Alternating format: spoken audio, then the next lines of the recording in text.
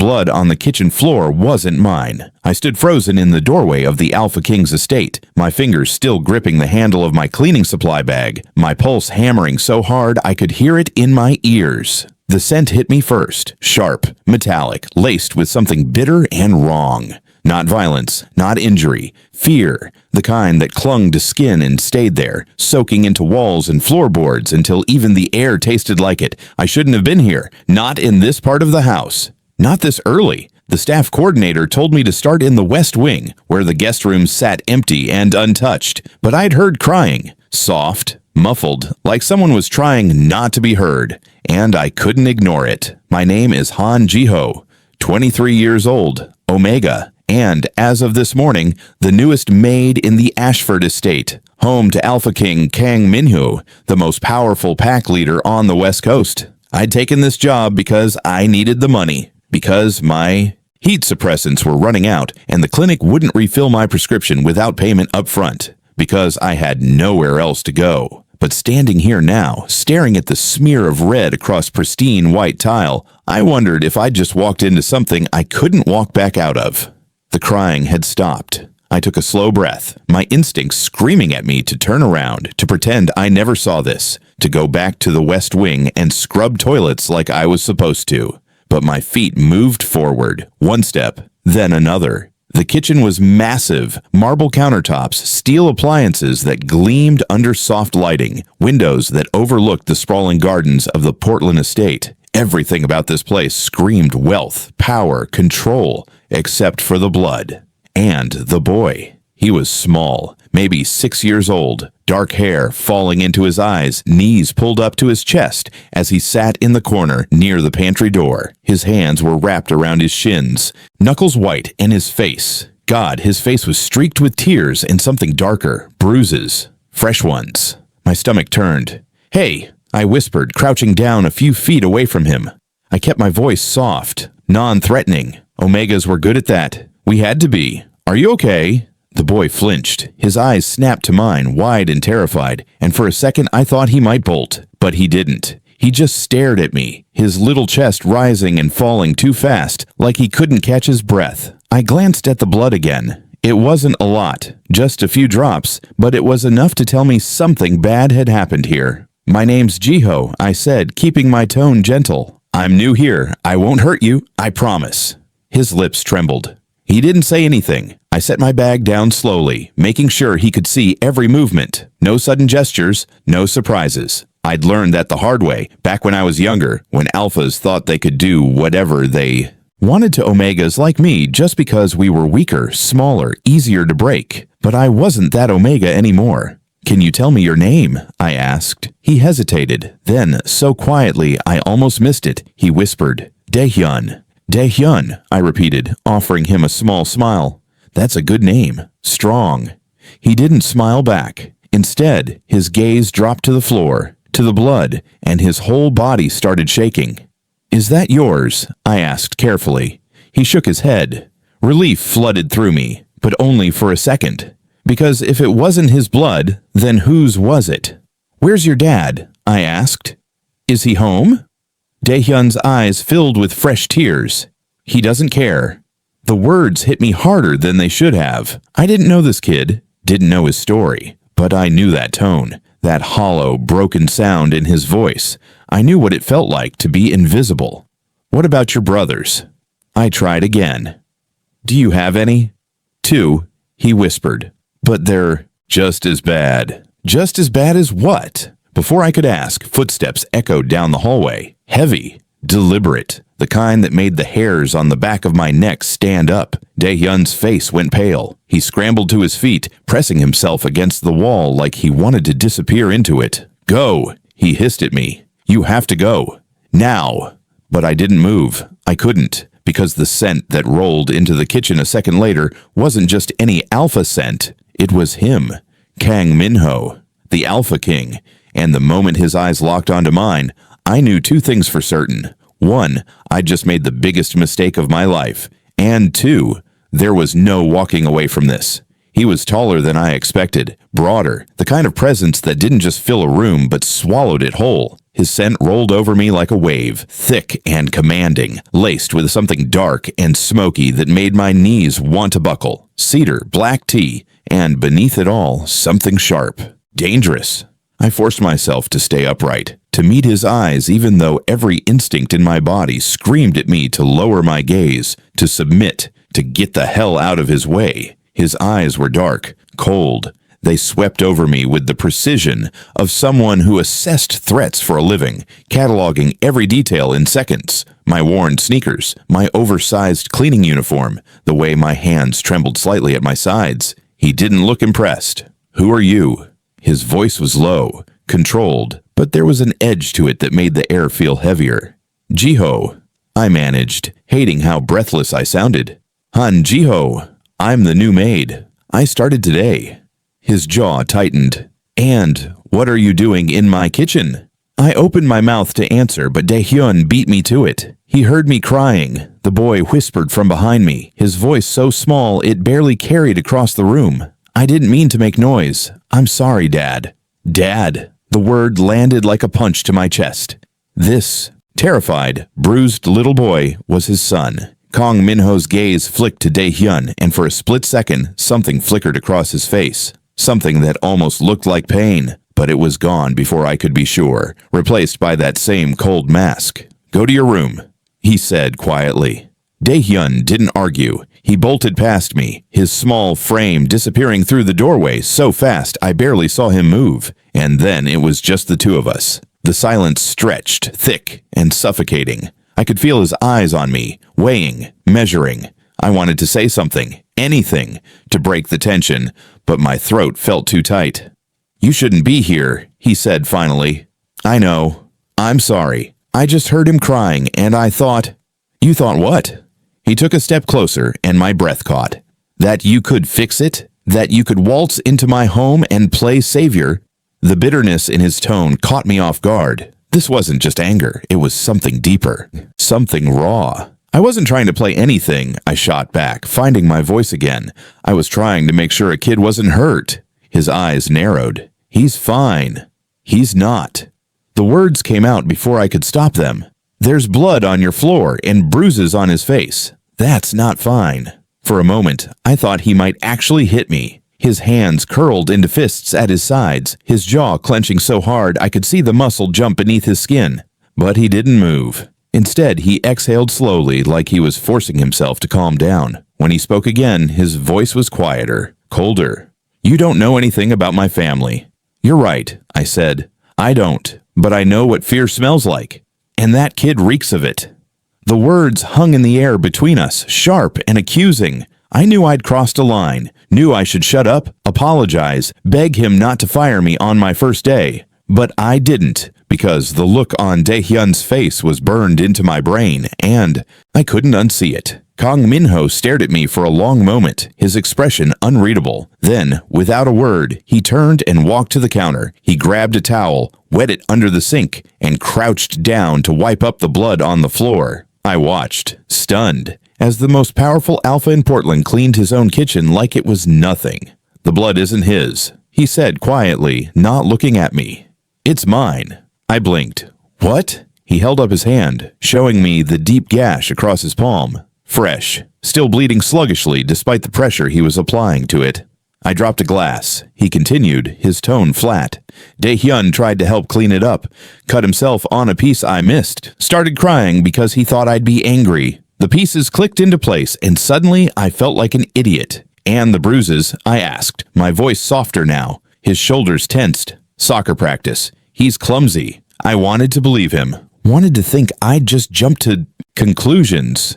That everything was fine. That this was just a normal family with normal problems. But the way Daehyun had looked at his father, the terror in his eyes, that wasn't normal. Kang Minho stood tossing the bloody towel into the sink. He turned to face me again, and this time, there was something different in his expression. Something tired. "You want to help?" he asked quietly. I nodded, not trusting my voice. "Then stay out of things you don't understand." He moved past me toward the doorway, but paused just before leaving. "And Jiho."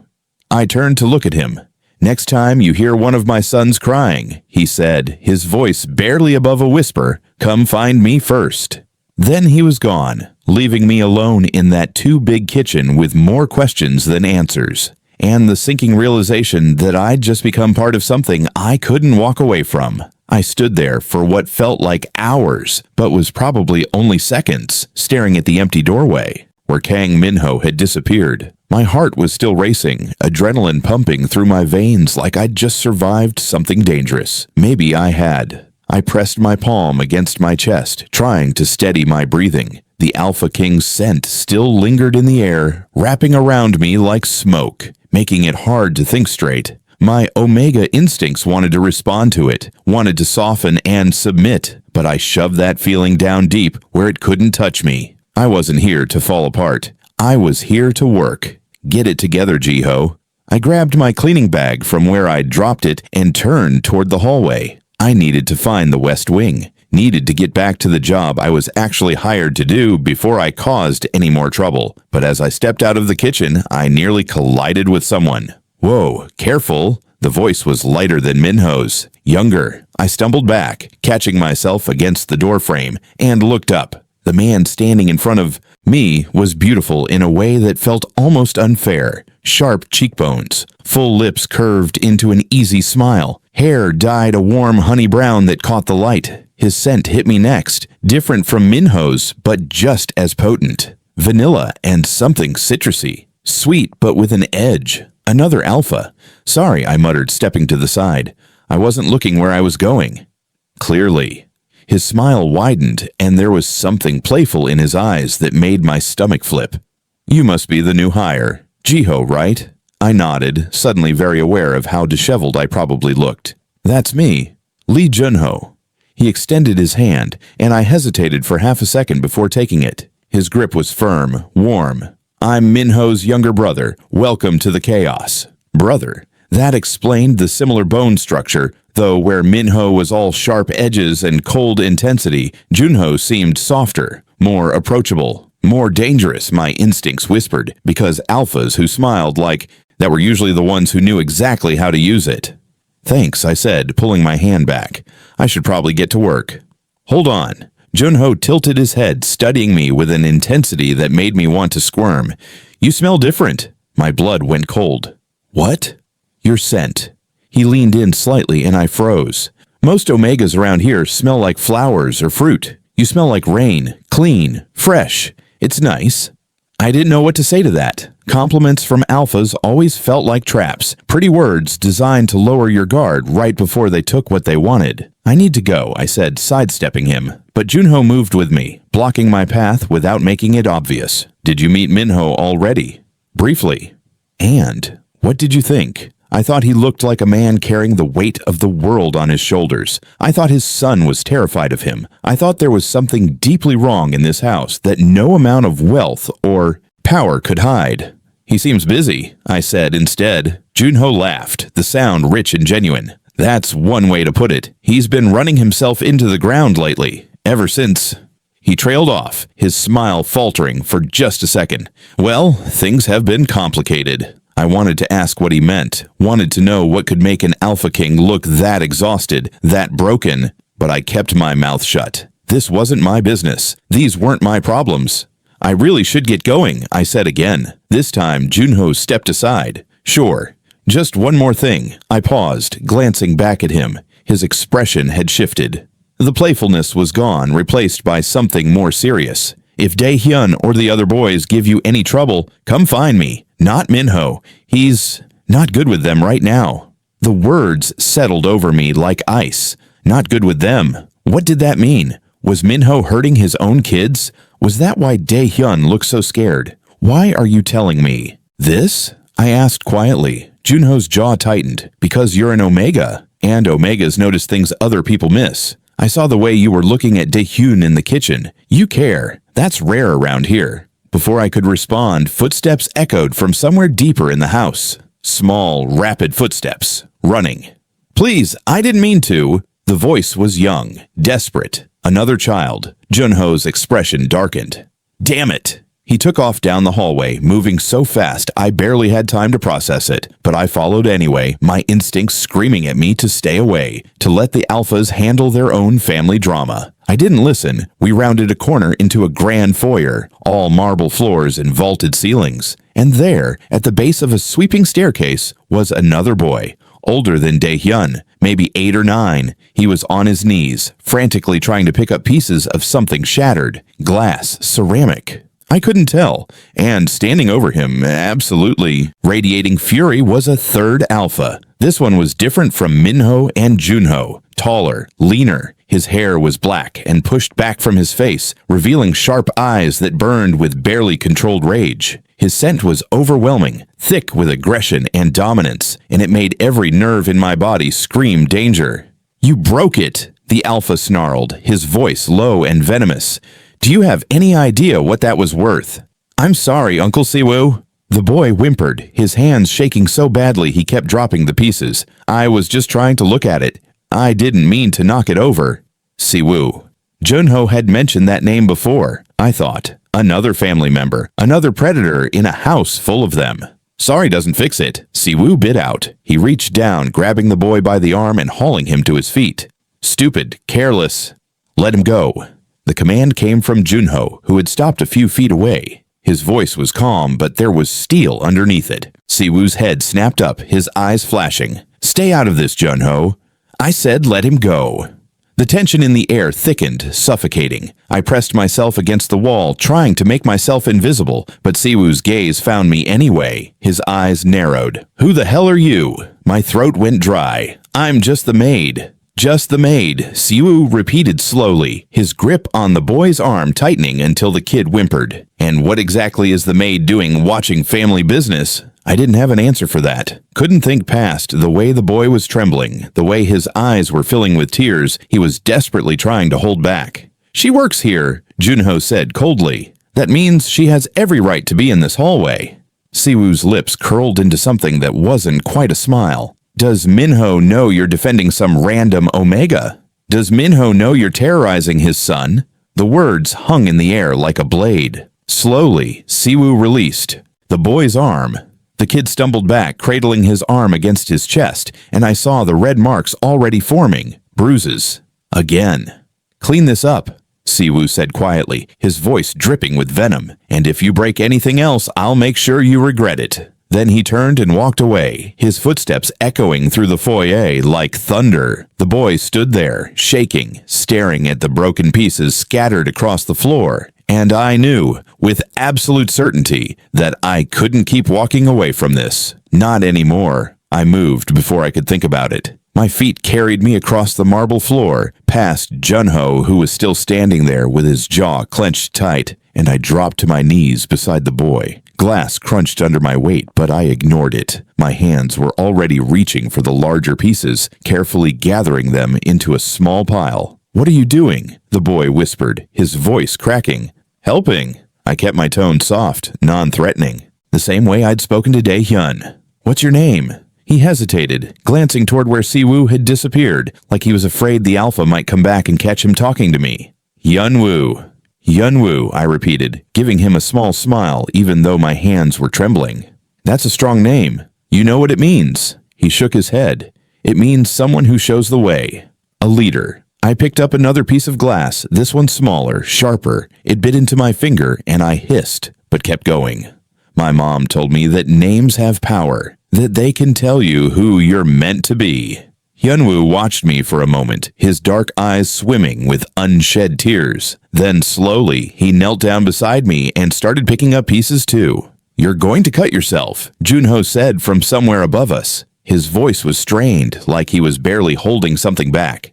"Probably." I didn't look up, but standing around watching won't fix this any faster. I heard him exhale, sharp and frustrated. Then he was kneeling too, his expensive suit pants pressing against the dirty floor, his hands joining ours in the mess. We worked in silence for a while. The only sounds were glass clinking against glass and Hyunwoo's shaky breathing. I could feel the weight of Jiho's gaze on me, could sense the questions he wanted to ask but wasn't. "He wasn't always like that," Hyunwoo said suddenly, so quiet I almost missed it. I glanced at him. "Who? Siwoo?" Hyunwoo nodded, still focused on the shards in his hands. Before Mom died, he used to smile. He used to play with us. But after... His voice broke. After, everything changed. Everyone changed. The words hit me like a physical blow. Their mother. Of course. That explained the emptiness in this house, the way it felt like a tomb despite all its grandeur. That explained the fear in Daehyun's eyes, the exhaustion carved into Minho's face. Grief. Raw, unprocessed grief that had metastasized into something toxic. "I'm sorry," I said and meant it. "Losing someone like that, it's not fair." "Nothing's fair," Hyunwoo muttered, his small hands clenching around a piece of ceramic. "Dad won't talk about her, won't even say her name. And Uncle Siwoo just gets angrier and angrier. And Daehyun." He trailed off, biting his lip hard enough to draw blood. "What about Daehyun?" I asked gently. "He cries every night. I can hear him through the walls. But when I try to help, he tells me to go away. Says he doesn't want to make it worse for me." My chest tightened. That sweet, terrified little boy was trying to protect his brother by suffering alone. And Hyunwoo was watching it happen, powerless to stop it. "How old are you, Hyunwoo?" I asked. 9. He looked up at me, and there was something ancient in his eyes. Something that didn't belong in a child's face. But sometimes I feel a lot older. I knew that feeling. Had lived it myself once back when I was his age, and the world was teaching me exactly how cruel it could be to Omegas who didn't have anyone to protect them. "You shouldn't have to feel that way," I said quietly. Jiho made a sound, something between a laugh and a scoff. "Welcome to the Kang family, where childhood ends at birth." I shot him a look, but he wasn't smiling anymore. His expression was hard, bitter, like he was remembering something painful. "Is there a third son?" I asked, because Minho had mentioned sons, plural, and I'd only met 2. Hyunwoo's face lit up for the first time since I'd seen him. "Minjun. He's the oldest. He's 12. He's at a friend's house right now. He's the only one who..." He paused, struggling for words. "He's the only one who still feels normal, you know? Like things might be okay someday." Normal. The word felt foreign in this house. We'd gathered most of the broken pieces into a pile when footsteps approached again. Heavy ones. Deliberate. My whole body tensed, expecting Siwoo to return. Expecting another confrontation. But it was Minho. He stopped at the edge of the foyer, taking in the scene. Me on my knees, covered in dust and tiny cuts. Jiho beside me, looking guilty. Hyunwoo with tears still streaking his face. "What happened?" Minho's voice was carefully controlled, but I could hear the exhaustion underneath it. The bone-deep weariness of a man who was tired of asking that question. "I broke the vase," Hyunwoo said immediately, straightening his spine like he was preparing for punishment. "The one from Mom's collection. I'm sorry, it was an accident. I'll pay for it. I'll use my allowance. I'll..." "Stop!" Minho held up a hand, and Hyunwoo's mouth snapped shut. "Where's Siwoo?" Jiho stood, brushing glass from his pants. "Where do you think? He grabbed Hyunwoo, called him stupid, and left when I told him to back off." Something dangerous flashed across Minho's face. "He grabbed you?" Hyunwoo nodded, pulling his sleeve up to show the red marks on his arm. They were already darkening into bruises, finger-shaped, adult-sized. I watched Minho's hands curl into fists at his sides, watched his jaw clench so tight I thought his teeth might crack. But when he spoke, his voice was eerily calm. "Go to your room, Hyunwoo. But the mess, I'll handle it. Go." Hyunwoo glanced at me, then at Jiho, before nodding and hurrying up the stairs. His footsteps faded into the distance, leaving the 3 of us standing in the wreckage. Minho turned to me. "You're injured." I looked down at my hands. Blood was welling from several small cuts, nothing serious, but it looked worse than it was. "It's fine." "It's not fine." He moved closer, and suddenly he was right there, close enough that I could feel the heat radiating off him. "You shouldn't be cleaning up glass with your bare hands." Someone had to. That someone shouldn't be you. His eyes locked onto mine, and there was something raw in them, something that made my breath catch. "You've been here for less than a day, and you've already put yourself between my family and their problems twice. Why? Because I know what it's like to be invisible, because I know what it's like to hurt and have nobody notice. Because those boys deserve better than this." But I didn't say any of that. Instead, I said, "Because I heard crying." Again. Minho's expression shifted, softened. For just a second, he looked less like an alpha king and more like a man who was drowning and desperately trying to keep his head above water. "Come with me," he said quietly. "I need to bandage those cuts." It wasn't a request, and I was starting to realize that in this house, nothing ever was. I followed him because refusing felt impossible, not because he was an alpha and I was an omega, not because he was my employer and I needed this job, but because something in his voice, in the way he'd looked at my bleeding hands, made me believe he actually cared, and that was more dangerous than any command could ever be. We walked through hallways that seemed to stretch forever, past closed doors and empty rooms that probably cost more than I'd earn in a lifetime. The silence between us was heavy, loaded with words neither of us knew how to say. I kept my eyes forward, focused on the back of his shoulders, the way his spine was too straight, too rigid, like he was holding himself together through sheer force of will. He stopped at a door near the end of the hall and pushed it open. "In here." The room was smaller than I expected. A study maybe, or a private office. Dark wood furniture, floor-to-ceiling bookshelves, a desk covered in papers that looked like they hadn't been touched in weeks. But what caught my attention was the medical kit sitting on a side table, like he'd known he would need it. Like this wasn't the first time someone in this house had bled. "Sit." Minho gestured to a leather chair near the window. I obeyed, lowering myself carefully while trying not to drip blood on the expensive upholstery. He grabbed the medical kit and pulled up a smaller chair directly in front of me, close enough that our knees almost touched. Too close. My omega instincts stirred again. That traitorous part of me that responded to his proximity, his scent, the way his presence seemed to fill every corner of the room. I shoved it down, focusing instead on my stinging hands. "Let me see." His voice was softer now, gentler. I held out my hands, palms up. The cuts weren't deep, but there were several of them, thin lines of red across my skin. Some had already stopped bleeding. Others were still weeping slowly. Minho's jaw tightened as he examined them. Then, without a word, he opened the kit and pulled out antiseptic wipes. "This will hurt," he warned. "I know." He pressed the wipe to the first cut, and I hissed through my teeth. The sting was sharp, immediate, but I didn't pull away. I'd felt worse. Much worse. "You didn't have to do that," he said quietly, moving to the next cut. "Clean up Hyunwoo's mess. He's a kid. Kids make mistakes." That vase was worth $10,000. I blinked. $10,000 for a vase. The amount was so absurd I almost laughed. Then maybe it shouldn't have been where a 9-year-old could reach it. His hands paused. He looked up at me, and there was something unreadable in his expression. "You're bold for an omega." "I'm practical." I met his gaze without flinching. "And I'm not afraid of you." That was a lie. I was terrified, but not of him hurting me physically. I was afraid of the way my heart was beating too fast, afraid of the way his touch, even clinical and detached, was making my skin feel too warm, afraid of how easy it would be to care about this broken family. "You should be," he said, but there was no threat in it, just weariness. "Everyone else is."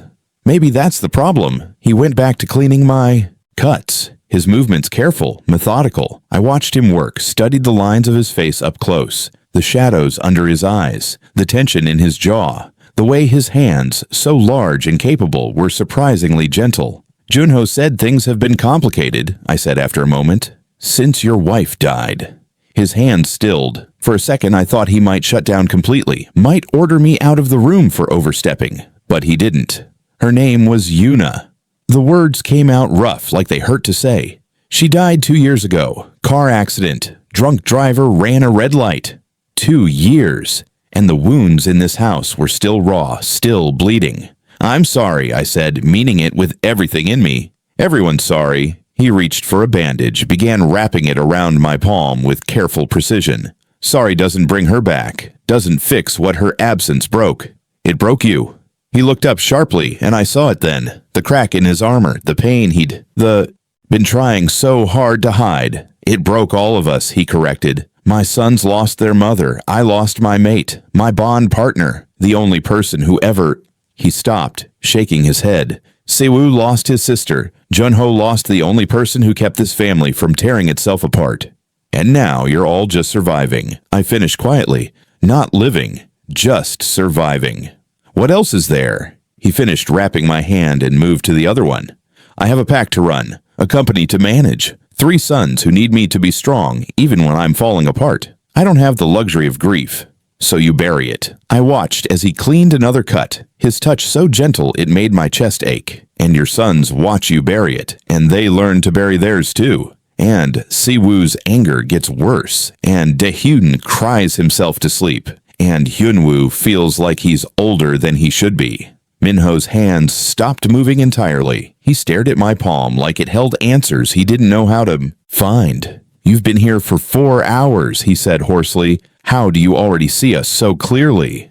Because I know what it looks like when people are drowning. I flexed my fingers, testing the bandages.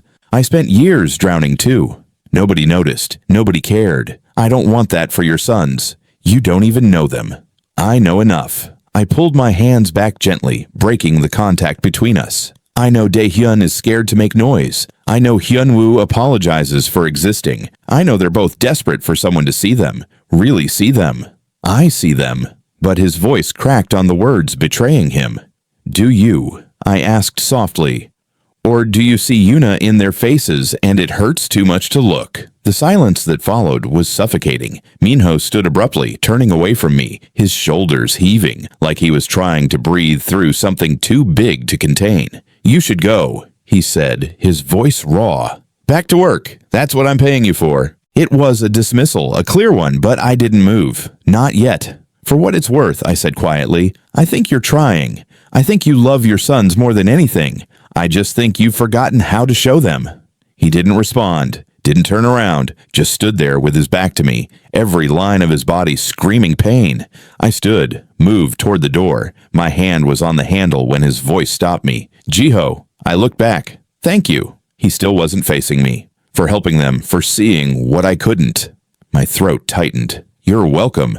I stepped into the hallway, closing the door softly behind me. My hands were throbbing, the bandages tight around my palms, but the pain felt distant. Unimportant, because I'd just seen behind the mask of the Alpha King, and what I'd found there was a man who was just as broken as his sons, just as desperate to be saved. The hallway stretched before me, empty and quiet, but I could feel eyes on me, could sense I wasn't alone. I turned slowly. Siwoo stood at the far end of the corridor, half hidden in shadow. His arms were crossed over his chest, his expression unreadable, but his scent rolled toward me, thick with something I couldn't quite name. Suspicion, curiosity, and, underneath it all, something that felt like warning. Careful, little Omega, he called out, his voice echoing off the walls. Men like my brother don't need saviors. They need soldiers. Then he turned and disappeared into the darkness, leaving me alone with his words ringing in my ears, and the sinking realization that I'd just made this infinitely more complicated. I should have left, should have turned around, found my way back to the West Wing, and scrubbed floors until my hands stopped shaking. But my feet carried me forward instead, toward the darkness where Siwoo had vanished, toward the warning that felt more like a dare. The hallway narrowed as I walked, the grand opulence of the main estate giving way to something older, more intimate. Family portraits lined the walls, faces frozen in time. I slowed, studying them despite myself. There, a younger Minho, his arm around a woman with kind eyes and a gentle smile. Yuna. She was beautiful in a way that had nothing to do with features and everything to do with the warmth radiating from the photograph. 3 small boys stood in front of them, barely reaching their parents' waists. Daehyun couldn't have been more than 4. Hyunwoo, maybe 6. And the oldest, Minjun, looked like a miniature version of his father, all serious eyes and careful posture. They looked happy, whole. She was too good for him. I spun around. Siwoo had materialized behind me, silent as smoke. Up close, he was even more intimidating than before. Taller than Minho by at least 2 inches. His scent was different too, sharper, like metal and winter air, cold, unforgiving. I didn't mean to intrude, I said, hating how my voice wavered. And yet, here you are, intruding. He moved closer, and I fought the urge to step back. Tell me something, Jiho. What makes you think you can waltz into this house and fix what's broken? I don't think I can fix anything. Then why are you trying? His eyes pinned me in place, dark and searching. Why did you kneel in broken glass for a child you don't know? Why did you challenge me in my own house? Because someone had to. The words came out stronger than I felt. Siwoo's expression flickered, something almost like surprise crossing his features before it hardened again. Brave, he murmured. Or stupid. I haven't decided which yet. Does it matter? To me? Yes. He circled around me slowly, and every instinct screamed at me to run. Because brave people inspire change. Stupid people just get hurt. Is that a threat? It's a fact. He stopped in front of me again, close enough that I could see the exhaustion carved into his face. The same exhaustion Minho. Carried, but angrier, sharper. This family doesn't need an Omega playing therapist. It needs to be left alone. Even if leaving it alone means watching those boys suffer? His jaw clenched. They're not suffering. They're learning. Learning what? That the people who are supposed to protect them will hurt them instead. The slap of my words hung in the air between us. For a moment, I thought Siwoo might actually hit me. His hands flexed at his sides, his scent spiking with aggression. But then he laughed, low and bitter. You really don't know anything, do you? He shook his head. Those boys, they're not Minho's. My blood went cold. What?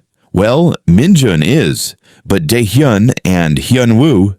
Siwoo's smile was cruel. They were Yuna's from a previous relationship. Minho adopted them when he mated her, raised them like they were his own blood. The information slammed into me like a physical blow. Those boys. The terror in Daehyun's eyes. The way Hyunwoo had said their dad wouldn't talk about their mother. But when she died, Siwoo continued, his voice dropping lower, Minho started seeing them differently, started seeing the man who came before him in their faces, started resenting them for still being here when she wasn't. That's not true. But even as I said it, doubt crept in. The distance I'd sensed between Minho and his sons, the way he'd looked so broken when I mentioned seeing Yuna in their faces. Isn't it? Siwoo tilted his head. Why do you think Daehyun cries every night? Why do you think Hyunwoo feels like he has to be perfect? They know. They can feel that their father doesn't want them anymore. Stop. My hands curled into fists, the bandages pulling against fresh wounds. You're lying. Am I? He leaned in, and his breath was hot against my ear. Ask yourself why Minho sent you away just now. Why he couldn't look at you when you accused him of not seeing his sons. Because he knows. He knows exactly what he's doing to them.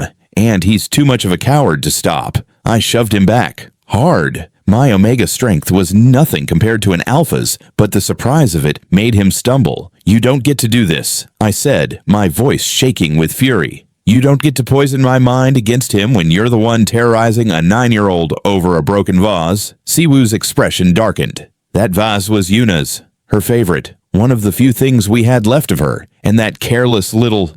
He's a child! The words ripped out of me. A child who lost his mother and is trying to navigate a house full of alphas who look at him like he's an inconvenience. You want to be angry at someone? Be angry at the drunk driver who killed her. Be angry at the universe for being cruel. But don't you dare take it out on those boys. Silence crashed over us. Siwoo stared at me like I'd grown a second head, his chest heaving.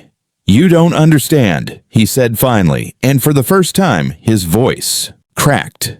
You didn't know her, didn't see what her death did to all of us. You're right, I didn't know her. I softened my tone just slightly. But I know grief. I know what it's like to be so angry at the world that you forget how to be gentle. And I know that hurting the people she loved won't bring her back. Something in Siwoo's expression crumbled, just for a second. Just long enough for me to see the man underneath the rage, the brother who'd lost his sister, the uncle who was drowning just like everyone else. Then he rebuilt his walls brick by brick. Stay out of family business, Omega. He turned away, or you'll find out exactly how cruel this house can be. He walked away, his footsteps echoing through the empty hallway. I stood there, trembling, my heart racing so fast I thought it might burst. What had I gotten myself into? A door creaked open behind me. I turned to find Daehyun peeking out from one of the rooms, his small face pale in the dim light. You shouldn't have done that, he whispered. Uncle Siwoo doesn't like to be challenged. I noticed. I moved toward him, crouching down to his level. Are you okay? He nodded, but his eyes said otherwise. I heard what he said. About us. About Dad. My heart broke. Daehyun. Is it true? His voice was so small. Does Dad wish we weren't here? I wanted to lie, wanted to tell him everything was fine, that Minho loved him unconditionally, that families were supposed to be safe. But I'd learned young that pretty lies hurt worse than ugly truths. I don't know, I said honestly, but I know that sometimes people get lost in their pain. They forget how to show love, even when they still feel it, and I think your dad is very, very lost right now. Daehyun's eyes filled with tears. I miss my mom. I know, sweetheart, I know.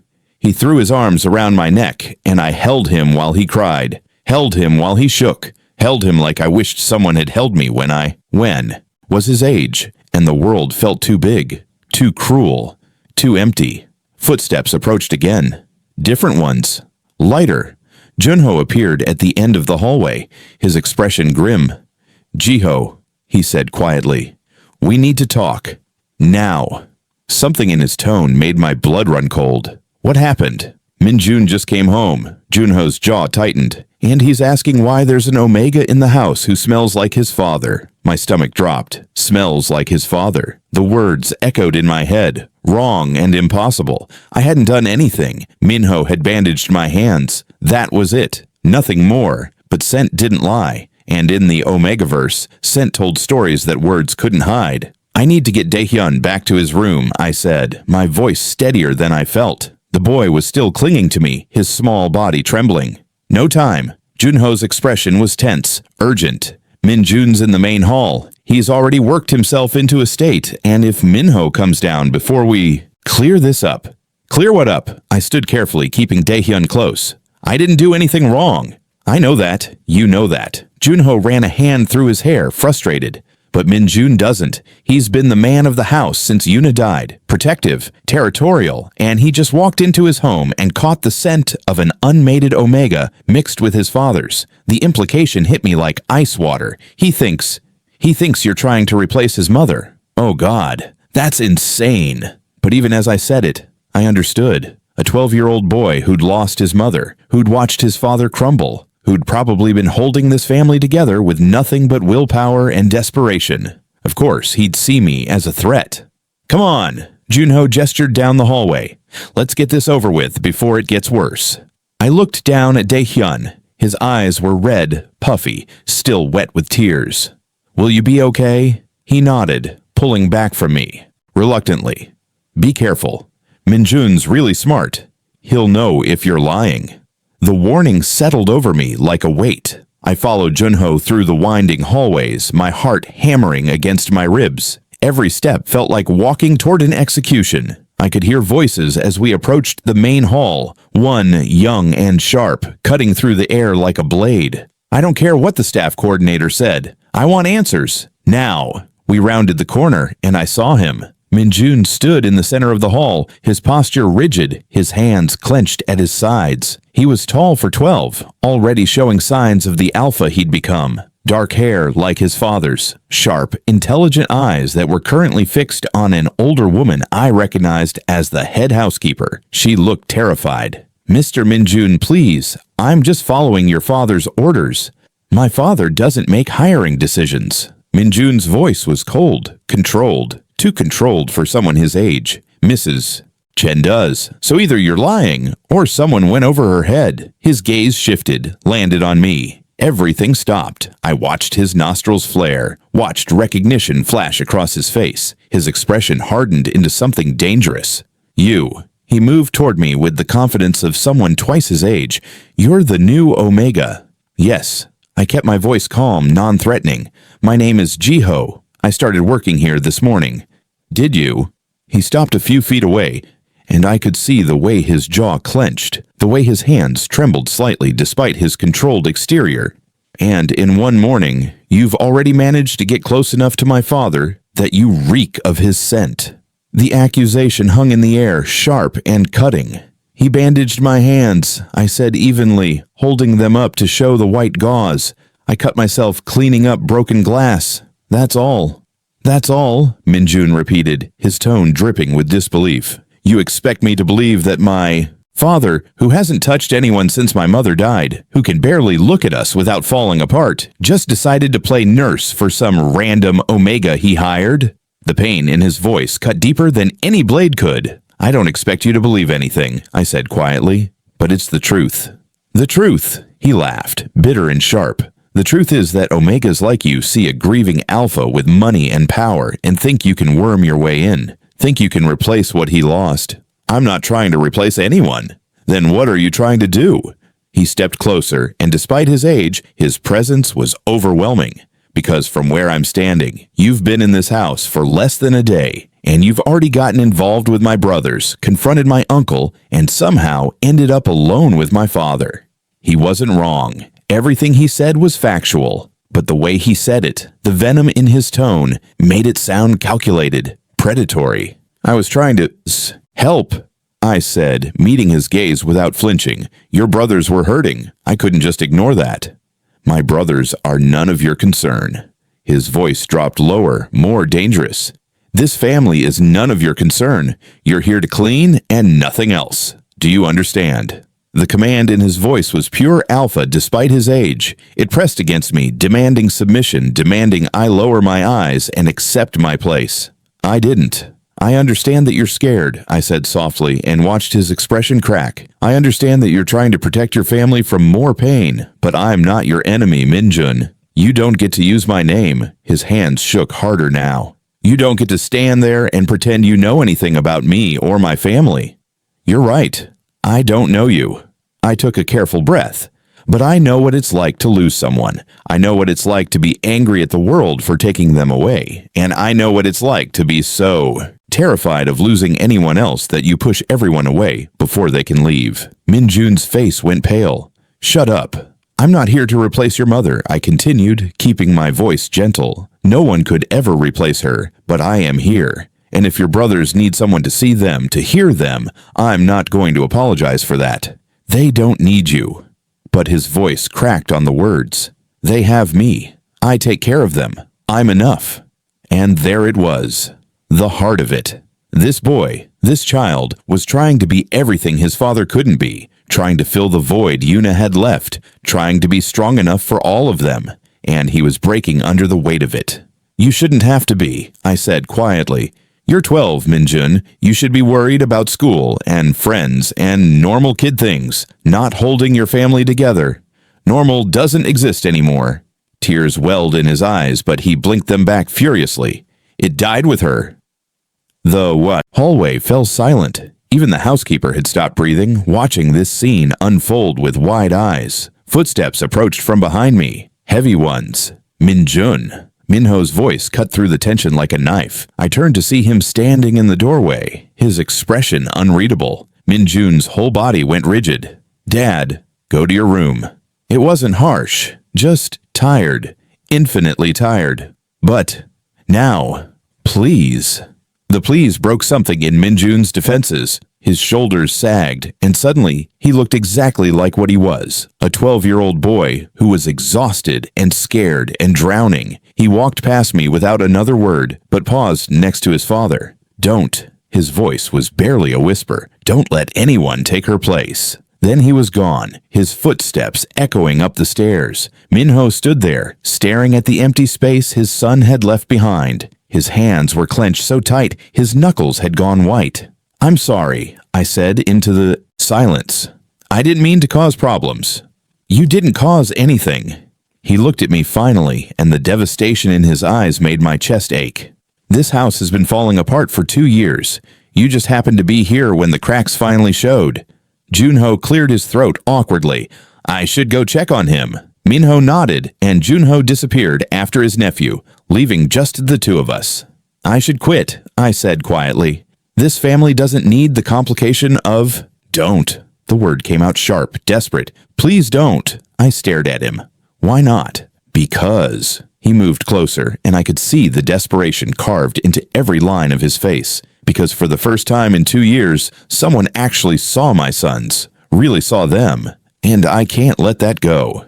His scent wrapped around me. Cedar and black tea and something achingly vulnerable. And I realized with terrifying clarity that walking away from this family wasn't an option anymore. Even if staying meant risking everything, the words hung between us raw and exposed. I could feel the weight of them pressing against my chest, making it hard to breathe. Minho's eyes held mine, desperate and pleading in a way that felt wrong, coming from an Alpha King. "I can't promise this will be easy," I said, my voice barely above a whisper. "Your sons are hurting, your family is broken, and I'm just one person."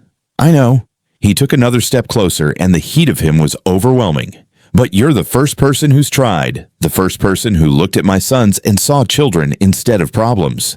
They're not problems." The words came out fiercer than I intended. "They're scared kids who need their father." "I don't know how to be that anymore." His voice cracked, and I watched the Alpha King's mask finally shatter completely. I look at them, and all I see is what I've failed to protect, what I've failed to give them. "Then stop looking at what you've failed and start seeing what's still here." I reached out without thinking, my bandaged hand touching his arm. "They're still here, Minho. They're still waiting for you." He stared at my hand on his arm like it was something foreign, something he'd forgotten existed. Then slowly, carefully, he covered it with his own. The touch sent electricity racing up my spine. "I don't deserve this," he whispered. "Don't deserve your kindness, your understanding." "Probably not." I tried for a smile, but it felt shaky. "But your sons deserve a father who fights for them, so that's what you're going to do." Something shifted in his expression. The desperation gave way to something harder, more determined. He opened his mouth to respond, but a crash from upstairs cut him off. Then screaming, "No! I hate you! I hate all of you!"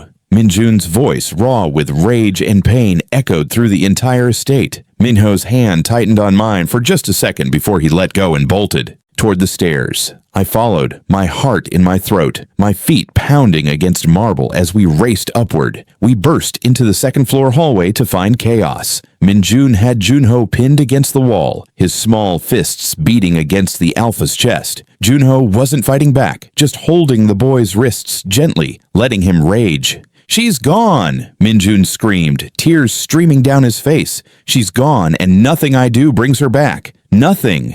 "I know," Junho said softly, his own eyes wet. "I know, Minjun. I know." "Then why?" The boy's voice broke completely. "Why do I have to keep pretending everything's okay? Why do I have to be strong when I just want my mom?" Daehyun and Hyunwoo stood in their doorways, watching with identical expressions of heartbreak. They'd heard this before, I realized, had watched their older brother break like this, and hadn't known how to help. "Minjun." Minho's voice was gentle but firm. "Let go of your uncle." "No." Minjun's grip tightened on Junho's shirt. "I'm not done. I'm not." "Yes, you are." Minho moved forward, and something in his tone made Minjun freeze. "You're done carrying this alone. You're done being the adult. You're 12 years old, and I should have never let you shoulder this burden." Minjun's hand started shaking, but someone had to. "You were falling apart. The boys needed someone. They needed their father." Minho pulled Minjun away from Junho, but instead of scolding him, he did something I didn't expect. He pulled his son into his arms. Minjun went rigid. For a moment, I thought he might push away, might reject the embrace. But then a sob tore from his throat, raw and devastating, and he collapsed against his father's chest. "I miss her so much," he choked out. "Every day, every single day." "I know." Minho's voice was thick with unshed tears. "I miss her too. God, I miss her too." "Then why don't you talk about her?" Minjun pulled back just enough to look up at his father. "Why do you act like she never existed?" The question hit like a bomb. Minho's face crumpled. "Because if I start talking about her, if I let myself remember, I'm afraid I'll never stop crying. I'm afraid I'll break so completely that I won't be able to put myself back together. And then who would take care of you? Who would keep this family safe?" "We don't need you to be perfect." Daehyun's small voice came from his doorway. "We just need you to be dad." Minho turned, and I watched him see his youngest sons, really see them for the first time in God knows how long. Hyunwoo was crying silently, his hands gripping the doorframe. Daehyun looked smaller than ever, his eyes huge and pleading. "I'm so sorry." Minho's voice broke. "I'm so sorry I made you feel invisible. I'm sorry I let my grief hurt you." Does that mean you don't hate us? Hyunwoo whispered. Uncle Siwoo said you resented us for not being yours, for reminding you of Mom's ex-husband. I saw the moment those words landed, saw Minho's expression shift from devastation to fury so fast it was like watching a switch flip. Siwoo said what? The temperature in the hallway dropped 10 degrees. Minho's scent spiked with rage, pure and primal, and every omega instinct in my body screamed at me to submit, to hide, to get away from the predator who'd just been unleashed. But I didn't move. He told them you wished they weren't here, I said quietly, that you saw their biological father in their faces and couldn't stand it. Minho's hands curled into fists. Where is he? Dad, don't. Minjun grabbed his father's arm. Please. It doesn't matter what he said.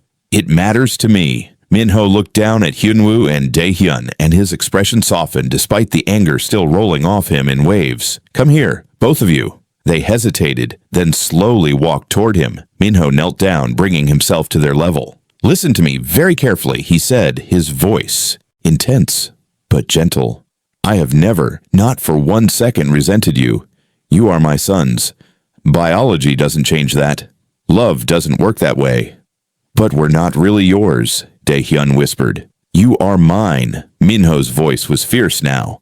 From the moment I met you, you were mine. Your mother gave me the greatest gift when she let me be your father, and losing her doesn't change how much I love you. It never could. Hyunwoo's face crumpled. Then why did you stop looking at us? Because I'm an idiot. Minho pulled them both into his arms, holding them tight. Because I was so lost in my pain that I forgot you were lost too. But I'm here now. I'm here, and I'm not going anywhere. Both boys burst into tears, clinging to their father like he was the only solid thing in a world that had been spinning out of control. Minjun joined them, wrapping his arms around all of them, and suddenly they were just a family, broken and hurting, but together. I felt tears sliding down my own cheeks. Watched this moment of healing that I'd somehow helped create just by being present, by refusing to look away. Junho moved beside me, his own eyes wet. Thank you, he whispered, for this, for them. I didn't do anything. You did everything. He squeezed my shoulder gently. You reminded him how to feel. A door slammed somewhere below us. Heavy footsteps thundered up the stairs, and Siwoo appeared at the top, his face dark with rage. What the hell is going on up here? He demanded. I could hear the screaming from outside. Minho stood slowly, keeping his sons behind him. When he turned to face his brother-in-law, his expression was colder than I'd ever seen it. We need to talk, he said quietly. Now. Siwoo's eyes flicked to me, then to the boys, then back to Minho. Fine. My office. No. Minho's voice was steel. You're going to apologize to my sons first, for the lies you told them, for the poison you've been spreading. I didn't lie. Siwoo's jaw clenched. I told them the truth you were too coward to say. The truth? Minho's laugh was harsh. You told them I didn't want them. You made them believe they were unwanted in their own home. That's not truth. That's cruelty. Someone had to prepare them for reality.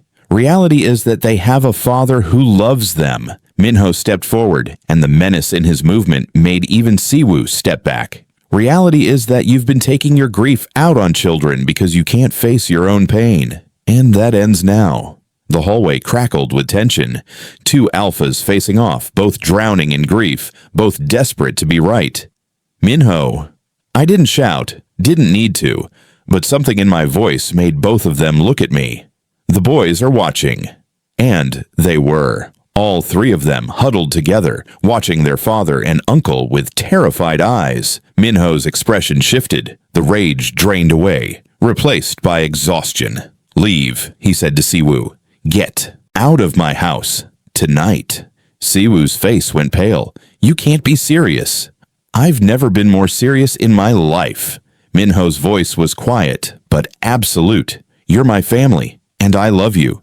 But I will not let you hurt my sons anymore. So either you get help, figure out how to deal with your grief in a healthy way, or you stay away from them. Yuna would be ashamed of you, Siwoo spat. Yuna would be ashamed of both of us. Minho's voice cracked. But she would want better for her children. And that's what I'm going to give them, with or without you.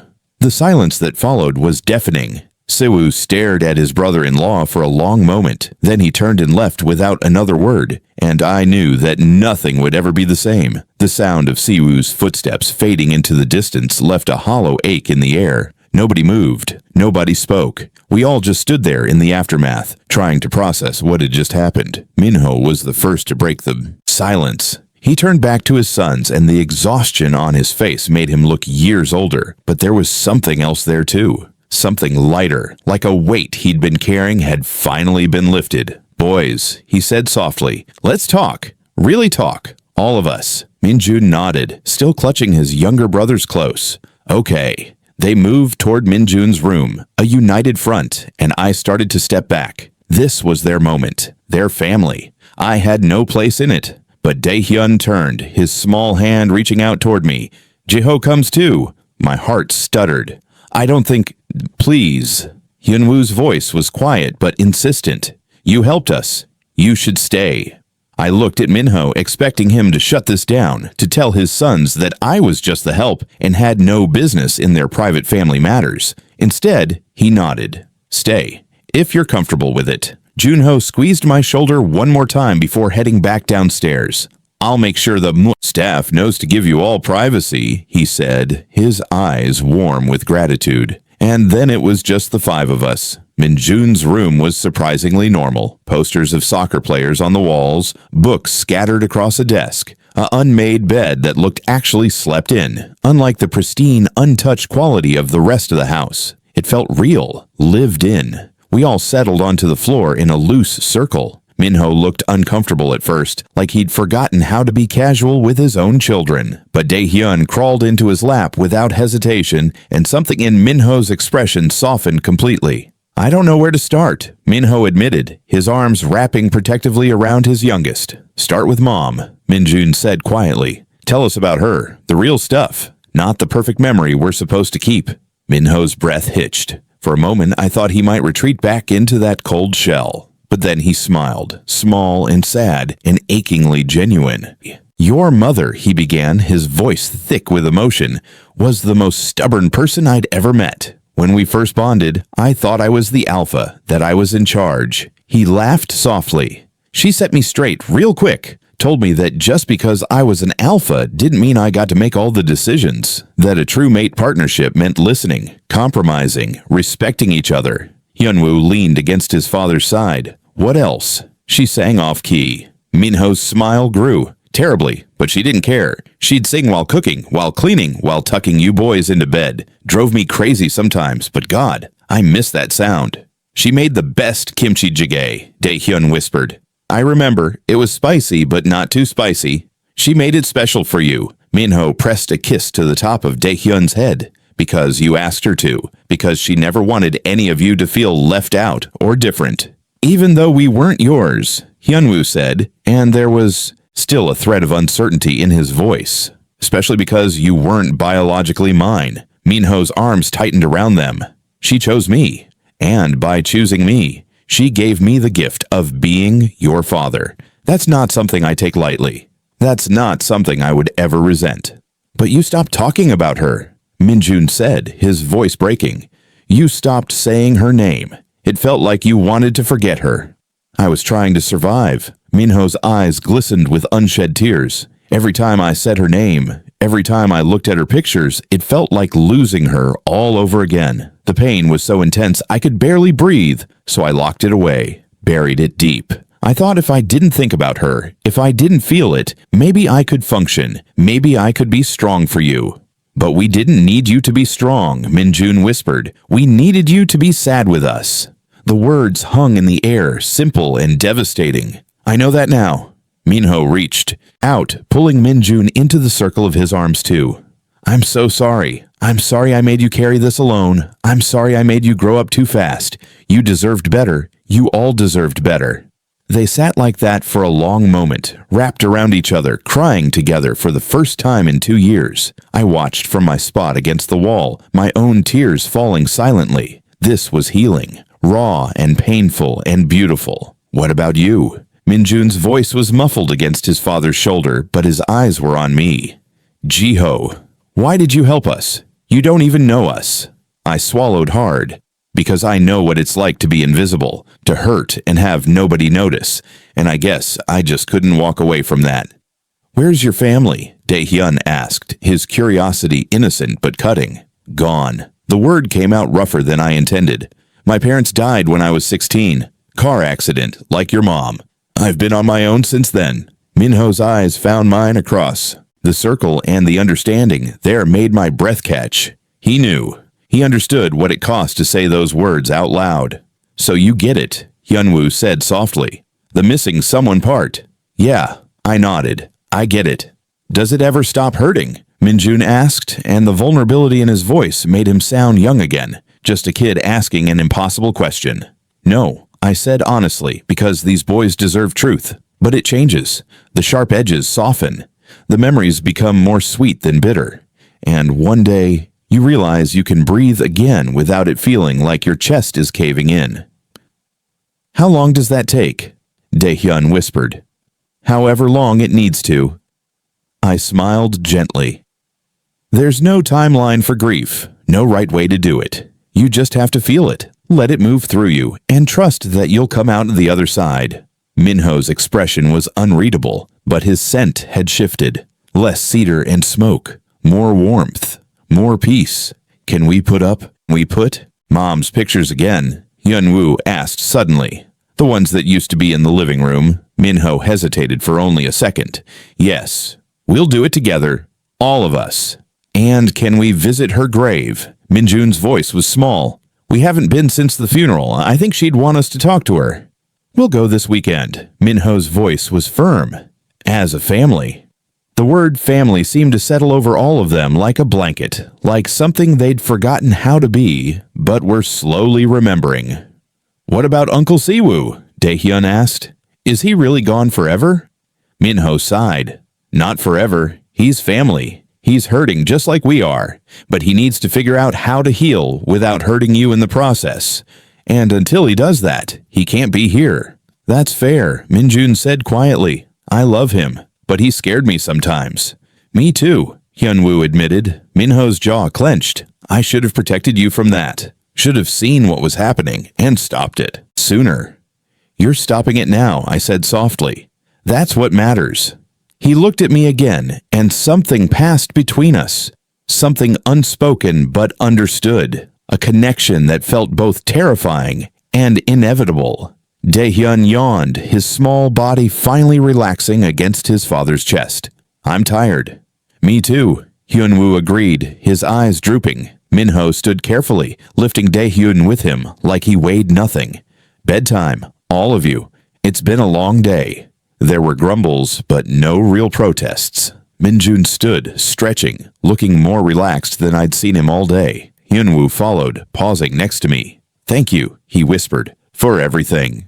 Before I could respond, he hugged me quickly, then darted out of the room after his brothers. Minho got them settled, tucking them in with a gentleness that made my chest ache. I waited in the hallway, giving them privacy for goodnight kisses, and whispered, "I love yous," when Minho finally emerged, closing Daehyun's door softly behind him. He looked lighter, still tired, still grieving, but no longer drowning. We stood there in the dimly lit hallway, the silence stretching between us like a living thing. His scent wrapped around me, stronger now, more present. Cedar and black tea and something deeper, something that made my omega instincts stir dangerously. "Walk with me," he said quietly, "just for a minute." I should have said no. Should have left right then while I still could. But I nodded. We walked in silence through the empty halls, our footsteps muffled against thick carpet. He led me to a set of French doors I hadn't noticed before, pushing them open to reveal a balcony overlooking the gardens. The night air was cool against my skin.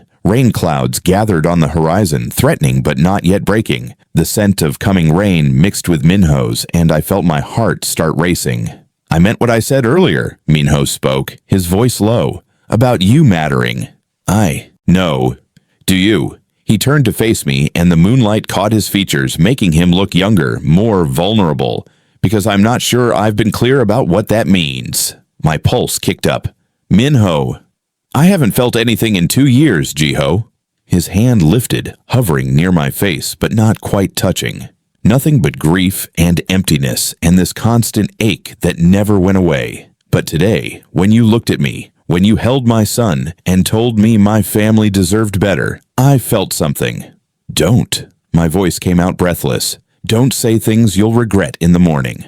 I won't regret this. His fingers finally made contact, brushing against my cheek with devastating gentleness. You came into my house for one day, one single day, and you saw everything I'd been trying to hide. You saw my pain, my failures, my son's suffering, and instead of running, you stayed. I'm just the maid. You're so much more than that. His thumb traced my jawline, and I couldn't breathe. And I think you know it. I did know it, could feel it in the way my body responded to his proximity, in the way my scent was probably betraying every emotion racing through me. This is a bad idea, I whispered. Probably. He leaned closer and I could feel the heat of him, could count his heartbeats. But I can't seem to care right now. Your sons need stability. I know. That's why I'm not asking for anything you're not ready to give. His forehead touched mine and the intimacy of it made my knees weak. But I need you to know that whatever this is between us, it's real. And it terrifies me. Me too. We stood like that, breathing the same air, balanced on the edge of something that could either save us or destroy us completely. Then his phone buzzed. He pulled back slightly, checking the screen. His expression shifted from soft to confused to horrified in the span of seconds. What? I asked. What is it? He stared at the phone like it had burned him. When he looked up at me, there was something in his eyes I couldn't read, something between shock and disbelief.